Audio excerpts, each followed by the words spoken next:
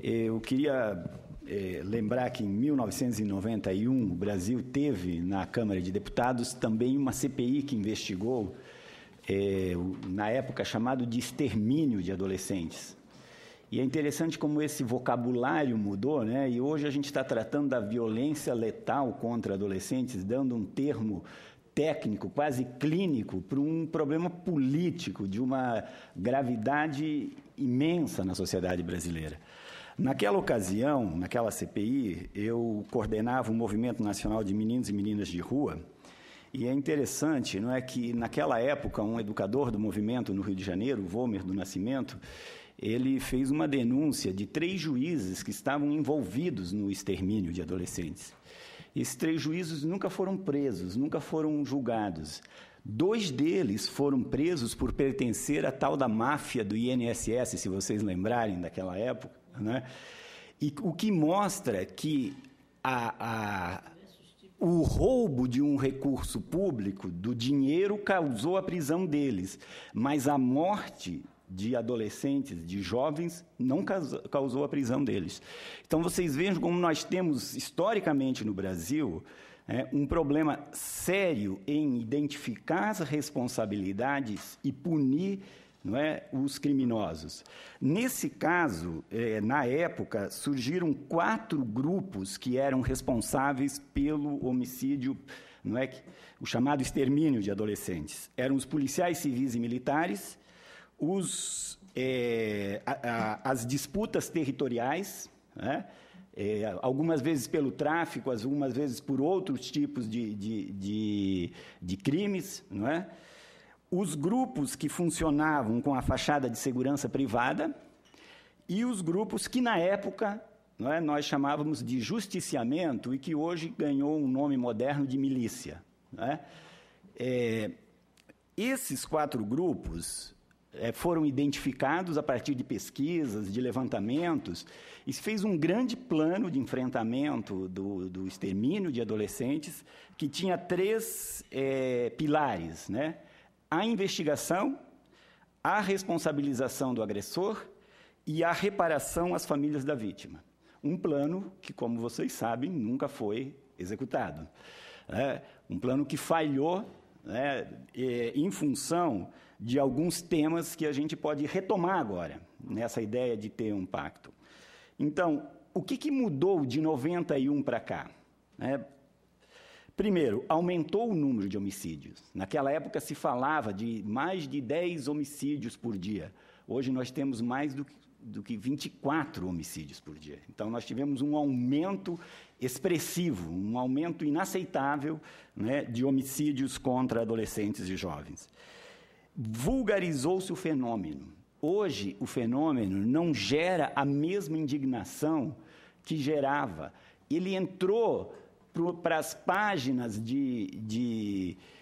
nem de polícia como estavam na época. Ele até, como hoje os jornais quase não têm mais aquela página policial, ele saiu dos editoriais. Ele é um tema que está fora do debate público, né? Ele demandou, nós tivemos uma mudança total. Quando no começo se pensava em atacar diretamente o fenômeno, hoje o grande discurso é da prevenção da violência.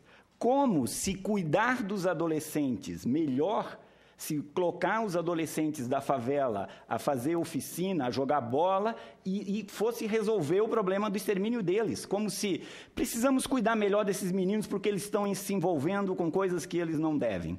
Então, nós precisamos reconsiderar a prevenção do extermínio de adolescentes, do homicídio de adolescentes, não se dá pela garantia do direito do adolescente à prática do esporte, da educação. Esse é um direito que ele tem, independente de ser ameaçado de morte ou não.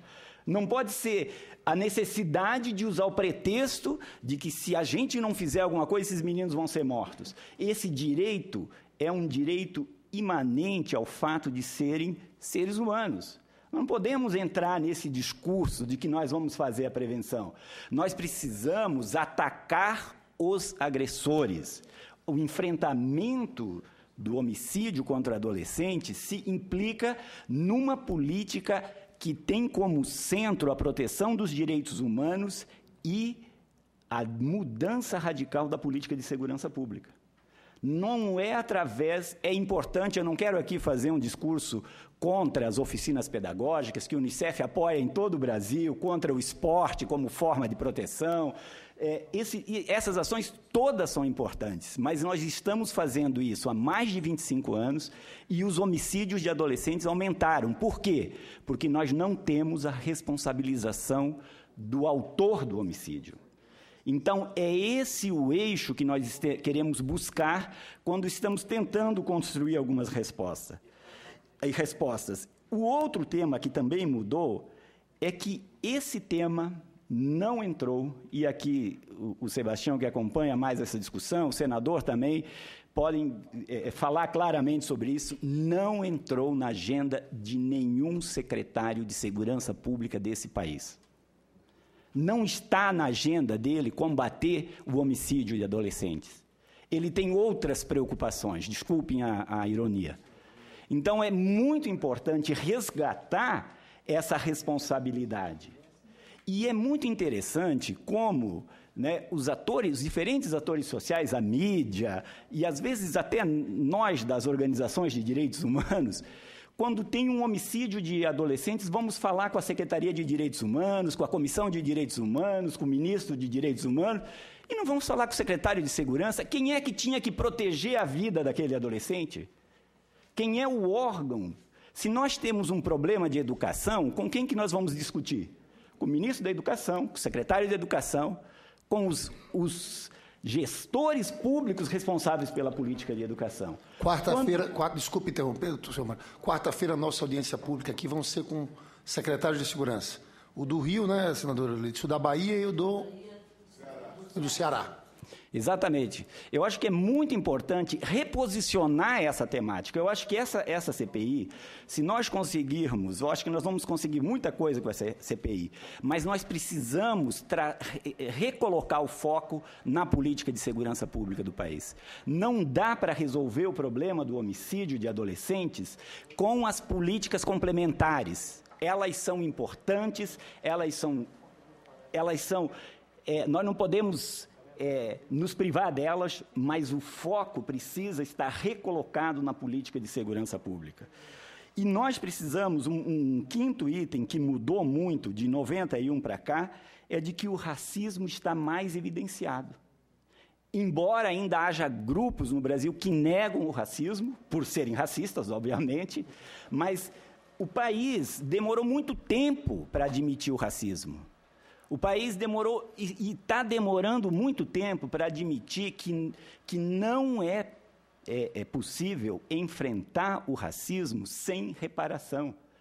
Essa política toda, essa discussão toda sobre as cotas, cada vez que a gente traz essa discussão, que não é solução, que não é não sei o quê, e ninguém fala então qual é a solução. Eu acho que não está... O Brasil tem uma dívida muito grande com o povo negro. O impacto do racismo na infância, além desse impacto mais visível, que é o homicídio de adolescente, é o abandono escolar, é a negligência dos programas de saúde, é a exposição das crianças negras à violência. O país perde... primeiro, por violar o direito humano dessas crianças e desses adolescentes, e segundo, por não aproveitar o potencial enorme que todas essas crianças têm para o país. Então, eu diria que esses 5 elementos que mudaram no contexto remetem à necessidade de um novo conjunto de propostas para enfrentar hoje o homicídio de adolescentes. Não é? E eu queria aqui colocar alguns... desses itens. O primeiro deles é que nós não vamos avançar no enfrentamento do homicídio de adolescentes porque há um preconceito em relação às vítimas em função do desconhecimento de quem elas são. Nós temos muito poucos estudos, muito poucas divulgação de quem são esses garotos que estão morrendo. Então, em função do preconceito social, há uma perspectiva de uma parte da sociedade imaginando que se esse garoto foi assassinado, alguma coisa ele deve ter feito. E como nós não conseguimos responder que ele não fez nada, a não ser em alguns casos isolados, não porque eles tenham feito alguma coisa, mas porque nós não recolhemos essa informação, não sistematizamos e não fazemos um trabalho sério de divulgar para a sociedade que o que nós estamos fazendo é matar vítimas totalmente inocentes. E mesmo que elas não fossem inocentes, não se justifica a morte delas. Então, um primeiro foco que eu gostaria de trazer é a necessidade de conhecer as vítimas, de dar um rosto, uma identidade, o contexto no qual elas viviam, a escola que frequentavam, o trabalho que elas faziam, a família a qual elas pertenciam. E aqui os depoimentos que me antecederam aqui são muito importantes para resgatar essa dimensão, e me desculpe falar dessa forma, mas a dimensão humana dessas vítimas. Nós não podemos esquecer desse fundamento essencial. E aqui, então, baseado nesses temas, eu queria trazer algumas propostas que já estão circulando, mas para efeitos de nós organizarmos um pouco as perspectivas de onde se podia caminhar, é obviamente que nós temos que caminhar para a desmilitarização da polícia. Não há possibilidade de avançar sem discutir seriamente esse modelo militarizado de polícia, com tribunais específicos, no qual um crime tão grave como o homicídio fique impune. O outro tema, que já foi tocado aqui, mas que nós precisamos retomar, é o fim dos autos de resistência. O auto de resistência é uma coisa antidemocrática, não permite a transparência e, infelizmente, há um estudo feito no Rio de Janeiro, se eu não me engano, foi o ex-secretário de Segurança, o Jorge Silva, que fez um grande estudo mostrando quando, muitas vezes, o próprio Ministério Público, que tinha a obrigação de fiscalizar aquele inquérito, concorda com a conclusão do arquivamento, porque aquele policial defendeu os interesses da sociedade ao eliminar um bandido. Além de não fazer o seu papel de defender a Constituição, justifica um homicídio, trazendo e reforçando uma visão estigmatizada sobre as vítimas, que está muito presente na nossa sociedade. O terceiro ponto é nenhum homicídio, isso se nós conseguíssemos fazer essa campanha no Brasil, esse é o meu sonho desde 91, nenhum homicídio de adolescente sem inquérito instaurado, sem a designação de um delegado para presidir esse inquérito, para levantar as provas, para juntar, para encaminhar, sem um acompanhamento sistemático desse inquérito. Um estudo, como eu já disse, aprofundado, do perfil das vítimas, é importante conhecer, mas também do perfil do agressor, do perfil do criminoso. E uma força-tarefa de alto nível dos secretários de segurança para implementar uma política de zero homicídio sem inquérito. Uma política que mobilizasse o país inteiro, que trabalhasse com um sistema atualizado permanentemente para garantir que nós tenhamos o conhecimento, hora a hora, dos homicídios cometidos e da instauração desse inquérito. Eu não quero, de forma alguma, minimizar as demais políticas que têm impacto nesse tema, mas o que nós aprendemos nesses 25 anos da vigência do Estatuto da Criança e do Adolescente é de que não dá para fazer coisas laterais sem atacar o centro do problema. E o país não tomou a decisão política ainda de atacar o centro do problema. Então, eu queria trazer essa contribuição, queria agradecer à senadora Lídice da Mata por essa oportunidade. Eu acho que nós temos como aprofundar cada uma dessas propostas.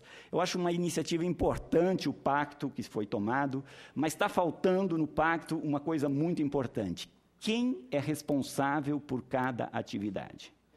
Quem vai colocar o orçamento para que aquela atividade aconteça e quem que vai acompanhar a execução daquela atividade para ver se o resultado é satisfatório para aquilo que a sociedade quer, que é uma sociedade de mais paz, de mais respeito à vida. Exatamente, com prazos, com metas, com esses detalhes, mas o mais importante é saber, nós vamos enfrentar, né, a questão da inexistência de inquérito para investigar homicídio? Vai ter uma estratégia sobre isso? Vai ter recurso para que esse inquérito seja instaurado? Eu acho que é esse o tema que eu queria trazer aqui para vocês, como uma contribuição do Unicef, e dizer também que o Unicef se dispõe a colaborar nesse processo, não só com essa comissão, mas também com o próprio plano, com a Secretaria de Direitos Humanos, com o Ministério da Justiça. Eu acho que é importante que o país, em algum momento, faça uma declaração clara de vontade política de enfrentar o extermínio de adolescentes, como se dizia em 1991, ou o homicídio de adolescentes, mas essa morte inaceitável dos nossos adolescentes e jovens. Muito obrigado.